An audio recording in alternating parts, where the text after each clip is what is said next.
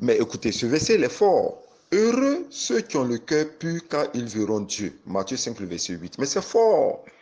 C'est-à-dire, quand tu prends l'inverse de ce verset, c'est-à-dire, malheureux ceux qui n'ont pas le cœur pur car ils ne verront pas Dieu. Si tu n'as pas le cœur pur, tu ne peux pas voir Dieu. Mais ce verset m'a beaucoup interpellé les années 2010, 2009. J'ai dit, mais attends, avec tout ce que nous sommes en train de faire, le jeûne, les prières, les offrandes, les consécrations, quand on dit un programme dans l'église, on est là. Avec notre piété que nous présentons à notre génération, à tous ceux qui sont dans la même cité que nous, avec tous les efforts que nous faisons à l'église, à participer à tous les programmes, à même prêcher, à même évangéliser, avec tout ça. Mais tu n'as pas le cœur pur, tu ne seras pas sauvé. C'est comme une sentence. C'est comme un verset. Ce verset est indiscutable. C'est clair. Tu n'as pas le cœur pur, tu ne verras pas Dieu. Mais si tu ne vois pas Dieu, c'est que tu n'es pas sauvé. Waouh. C'est pour ça que je dis qu'on sera très étonné de juger certaines personnes qu'on va rencontrer dans le ciel et voir que ces personnes sont sauvées, nous sommes jetés dans le feu éternel.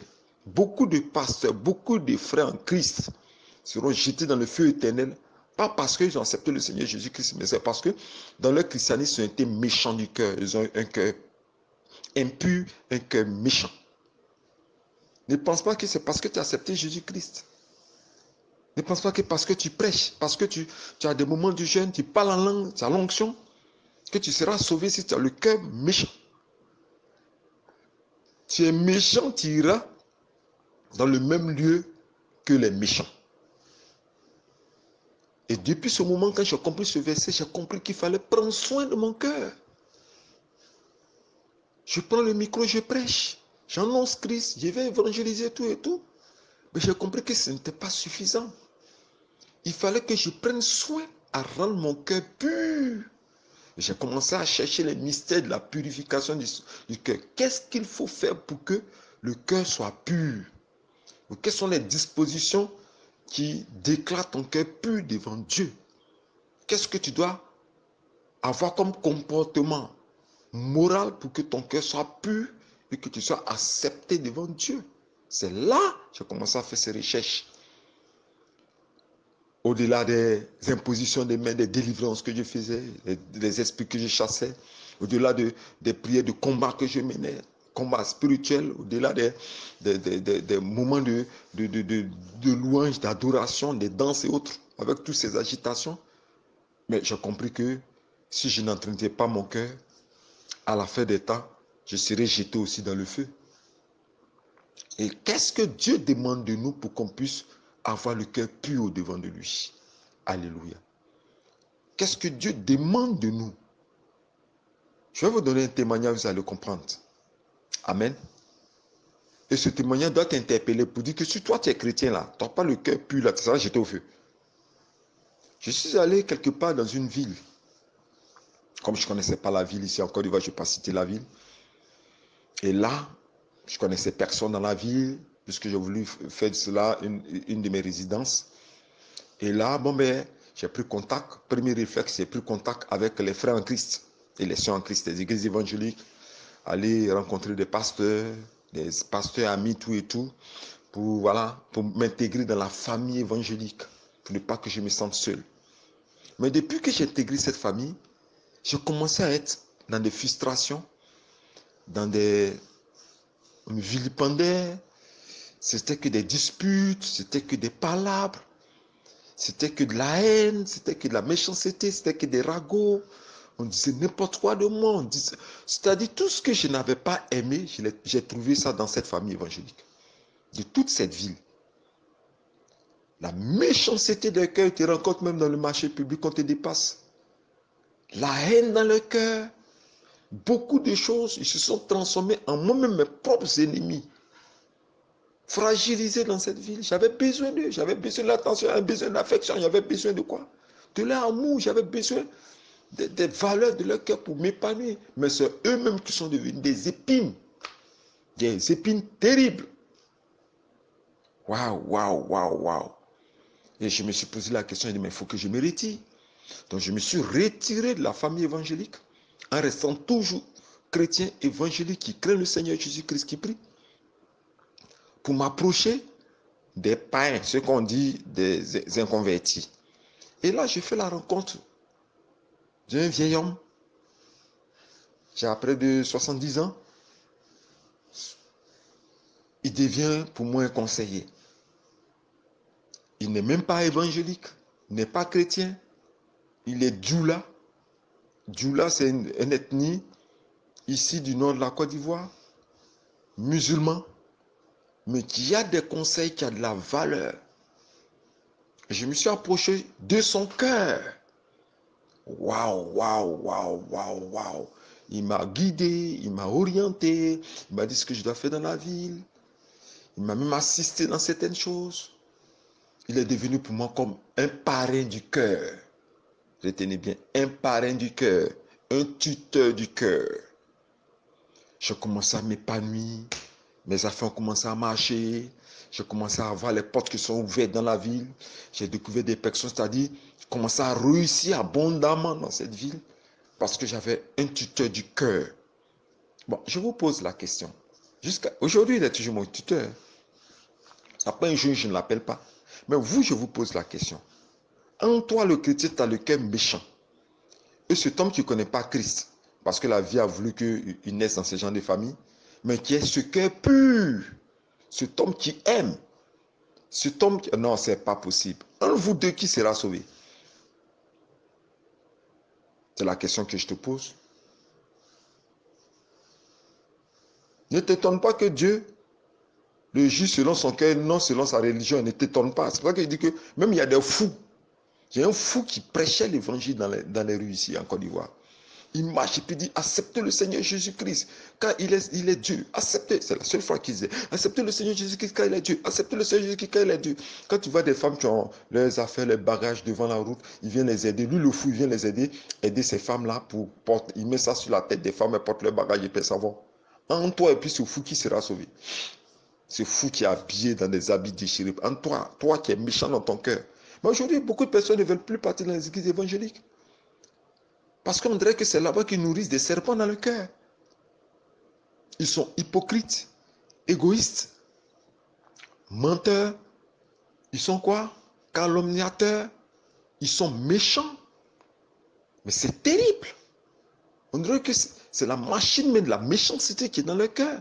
Mais quand tu les vois, ils ont taché le fleur. Oh, sois béni, frère, sois béni, sois béni. Alléluia. Mais quand tu quittes l'assemblée, que tu vas de notre assemblée, déjà même tu deviens comme de l'impureté. Cœur méchant. Tu ne peux pas voir Dieu. Amen. C'est chez eux-là que tu vas trouver l'égoïste. L'égoïsme.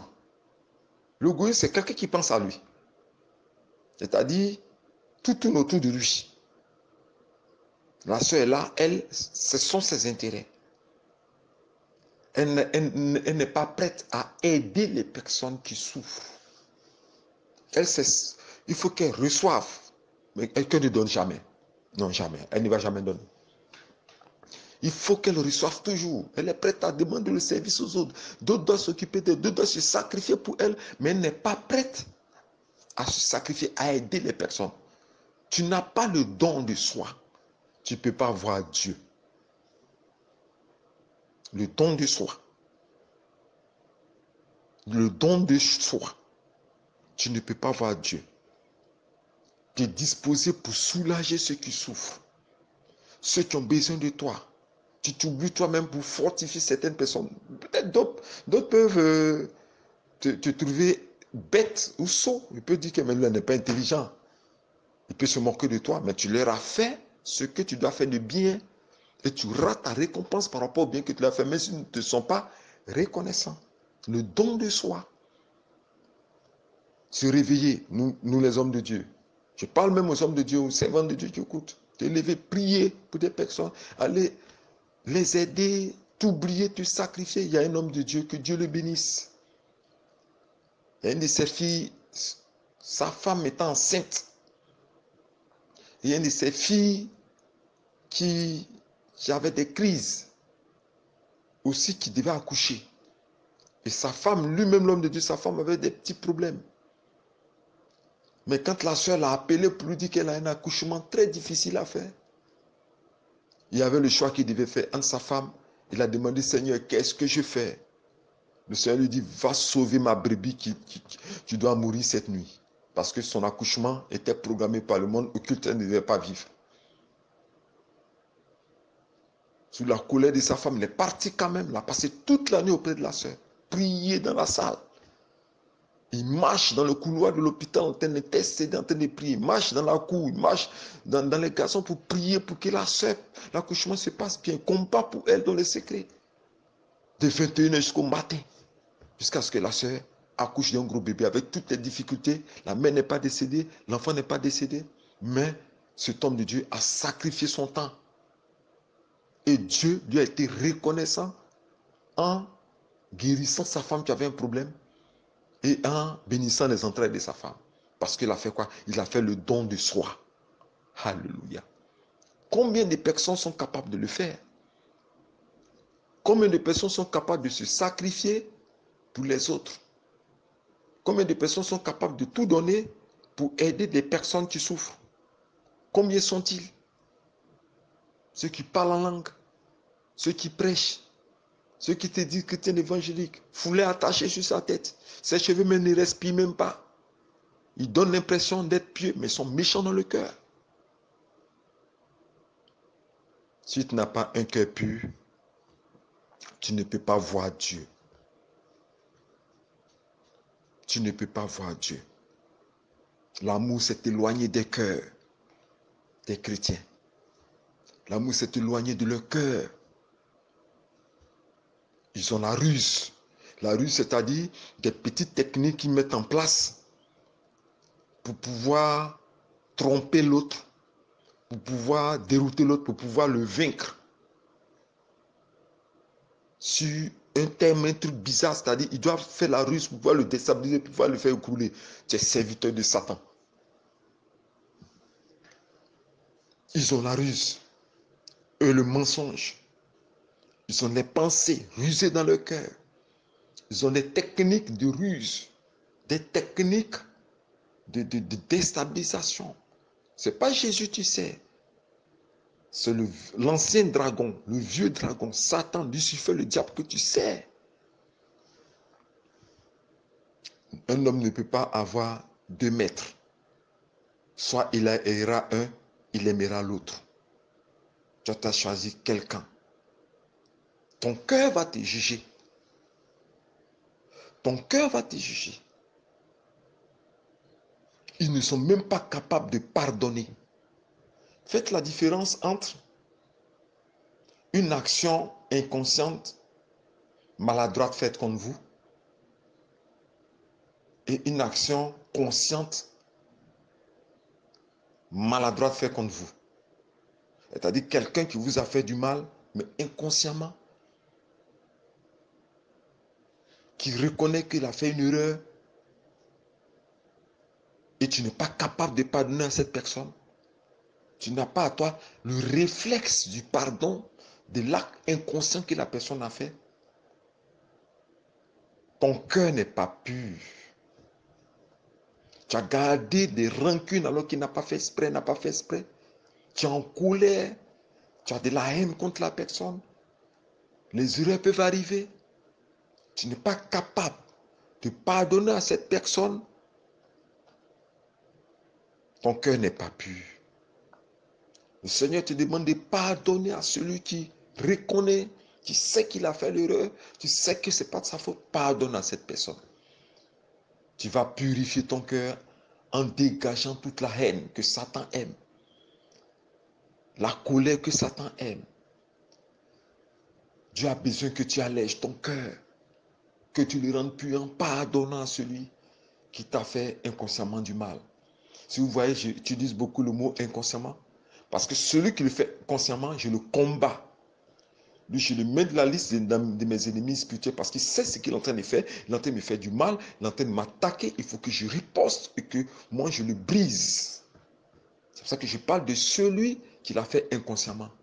Parce qu'il ne faudrait pas qu'on vous remplisse la pensée des doctrines, somnolente qui vous dit, bon, écoute, il t'attaque, pardonne à tes ennemis, mais puis toi, tu fais du mal, et puis toi, tu ne te défends pas. Avec moi, ça ne marche pas. Et je vais te parler à toi qui écoutes. Il faut que tu cherches la sanctification de ton cœur. La sanctification de ton cœur, c'est le bien. Faire du bien. Aujourd'hui, je pose la question à savoir, combien de chrétiens reçoivent chez eux des orphelins, des personnes en détresse. Aujourd'hui, tu tapes la porte, tu as besoin d'une aide, mais le gars te ferme la porte. Il te ferme la porte. Combien de personnes sont capables aujourd'hui, lorsque la Bible nous dit que quand il y a un étranger, accueille-le, parce que tu ne sais pas si c'est un ange que tu accueilles. Aujourd'hui, ça ne marche pas chez les chrétiens évangéliques. Qui sera prêt à t'accueillir? Qui sera prêt à te donner même un verre d'eau pour te soulager? Personne. C'est de l'égoïsme. Personne. On n'est plus les orphelins comme les veuves, comme ça le faisaient avant les disciples. On n'entraide plus. Ceux que vous êtes en train de critiquer, les musulmans et autres, ils ont une solidarité terrible en eux. Ils ont les vertus du cœur. Il ne faut pas qu'on se mente. Même les inconvertis, les païens que vous dites païens dans les rues là, ils ont des vertus du cœur. Tu vas prendre un chrétien, tu interpelles un chrétien, viens m'aider. Par exemple, tu fais ta maçonnerie, tu fais ta maison, tu construis quelque chose, tu prends un chrétien, tu dis viens m'aider, c'est lui qui va saboter le travail. Tu as dit non, j'ai mal au ventre, je ne me porte pas bien. Attends, il va te retarder le travail. Mais tu vas prendre un païen, un converti, c'est lui qui te fait le travail propre. Vous avez quel problème? C'est terrible. C'est terrible. On n'a plus l'hospitalité. L'hospitalité a disparu des cœurs. Aujourd'hui, le chrétien évangélique se réjouit quand le malheur arrive à quelqu'un d'autre.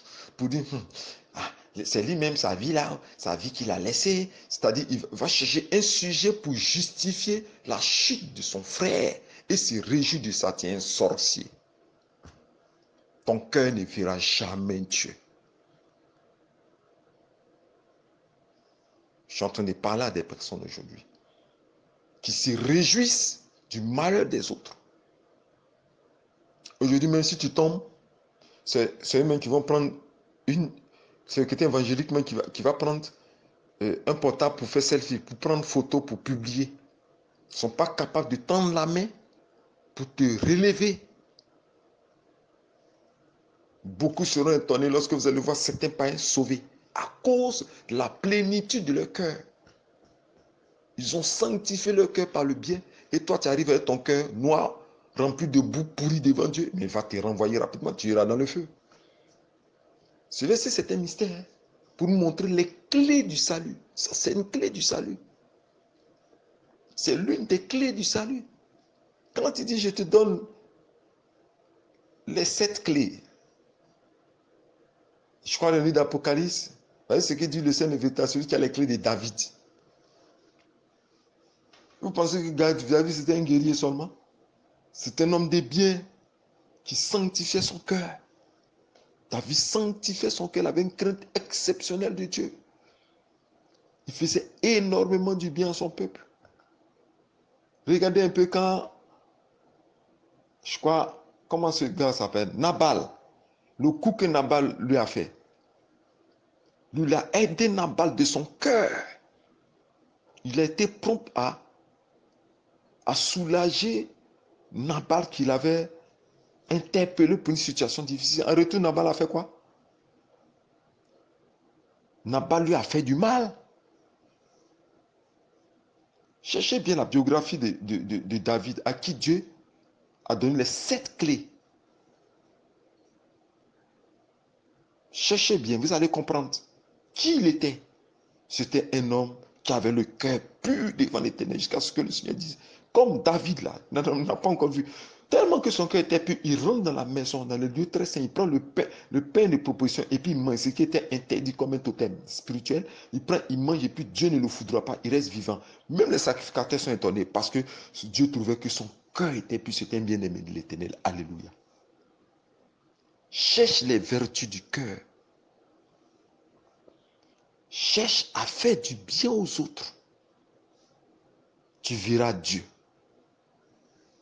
Je reprends le verset. Matthieu 5, le verset 8. Heureux ceux qui ont le cœur pur, car ils verront Dieu. Ne cesse pas de manifester de l'amour. Que Dieu bénisse une de mes filles spirituelles bien-aimée depuis la Suisse. Une très bien-aimée sœur qui j'aime beaucoup le cœur. Pour la première fois, je vais dire son nom, Jessica, qui a un cœur pur.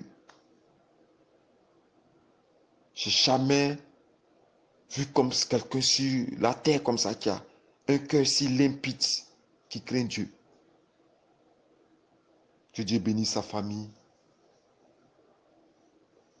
Cherche à manifester l'amour dans ton cœur. Aime.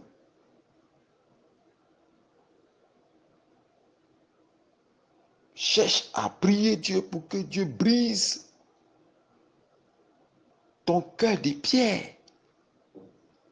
C'est vrai que tu acceptes le Seigneur Jésus-Christ, mais ton cœur n'est pas circoncis. Tu as un cœur de pierre. Méchant que tu es, tu ne peux pas voir Dieu. Il est temps pour toi, ce message, il est dur, parce que souvent, il faut que je donne des messages durs, pour que tu puisses te repentir devant le Seigneur, pour lui dire, Seigneur, pardonne-moi pour le mal que mon cœur a fait. Aide-moi à délivrer mon cœur de l'impureté. Donne-moi les vertus du cœur, les trésors du cœur. Car tu as dit, demandez et l'on vous donnera. Je te demande, donne-moi les vertus du cœur pour que je sois agréable et que je puisse un jour te voir. Ça, c'est au-delà de nos offrandes, de nos dîmes, au-delà de nos prières, de nos paroles en langue, au-delà de nos quoi encore, nos sacrifices, au-delà de tout ce qu'on fait. Seigneur, donne-moi un cœur, parce que si je n'ai pas un cœur, puis je ne peux pas te voir. J'ai beaucoup à dire concernant la pureté du cœur, mais les éléments de la pureté, l'amour, l'attention, la bienveillance, le soutien, le don de soi, le sacrifice pour les autres, l'aimabilité, le soutien moral, toutes ces valeurs morales, ça fait du bien quand tu as ça dans ton cœur. Ça soulage le corps, l'âme, l'esprit. Tu te sens léger, bien. Quand il y a des vertus, les vertus du bien dans ton cœur,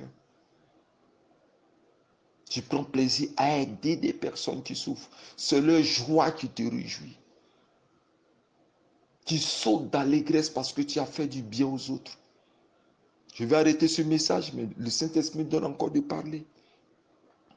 J'ai regardé une émission sur une chaîne européenne.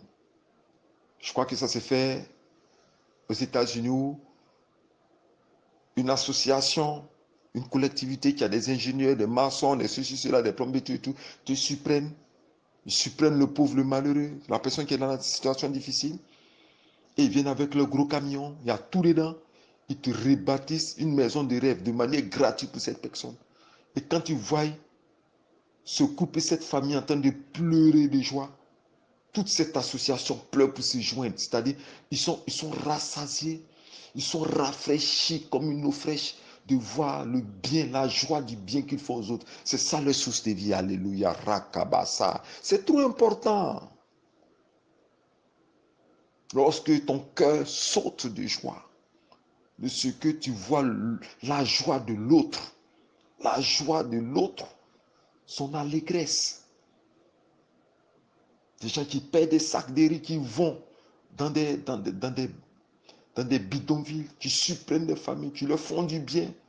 La mère pleure, l'enfant pleure, ils sont réjouis. Le fait de voir ces personnes réjouissent, toi-même, ça te fait couler les larmes de joie. Tu es content d'avoir fait du bien, d'avoir fait l'œuvre du cœur. Où est ton œuvre du cœur, toi? Je parle à quelqu'un qui écoute sûrement ce message. Où est l'œuvre de ton cœur?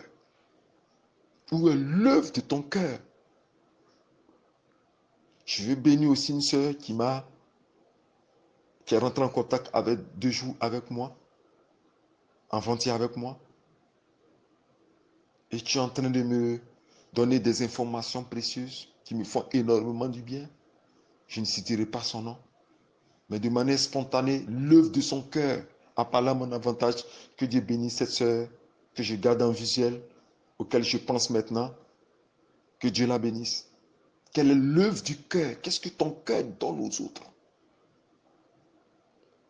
Qu'est-ce que ton cœur apporte comme rafraîchissement? Qu'est-ce que ton cœur apporte comme rafraîchissement aux autres? Quand le Seigneur dit que bénis, je bénirai celui qui donnera un verre d'eau à un de mes serviteurs. Pour moi, le verre d'eau, c'est ton cœur.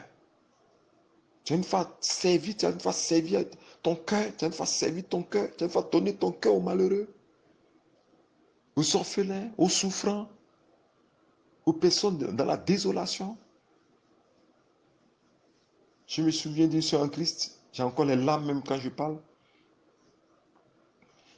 Dans un de mes séminaires qui était touché par un message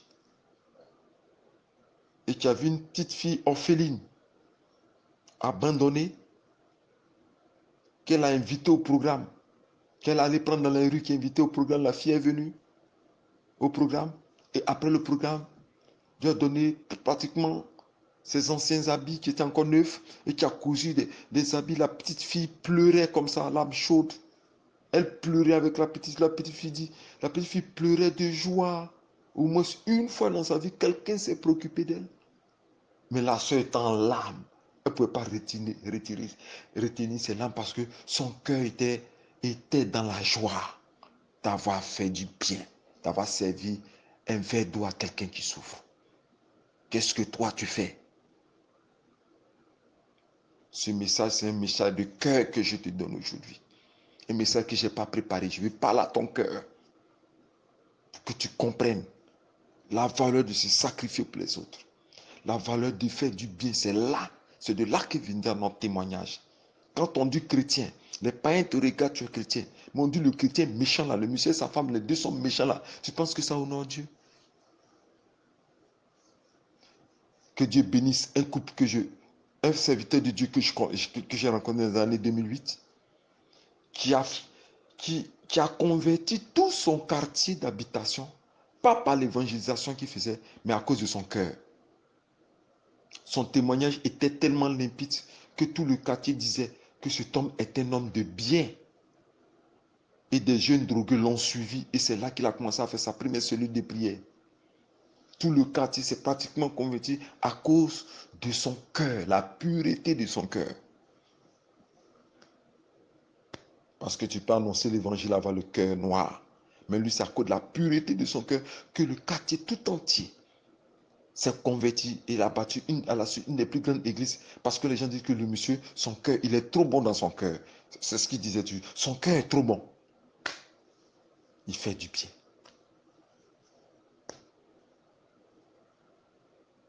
C'est ce message que je veux te donner comme héritage aujourd'hui. Pour que tu le conserves, que tu le sais dans ton cœur. Que tu changes ta manière de faire. Que tu cherches les trésors de ton cœur, les trésors du cœur. Qui soulagent les autres, mais qui te soulage toi-même.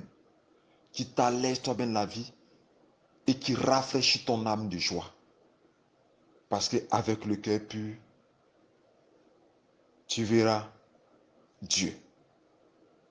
C'était l'écrivain prophète Yahweh Moïse. Je vous annonce cette bonne nouvelle. Je vous dis comme d'habitude, Shalom.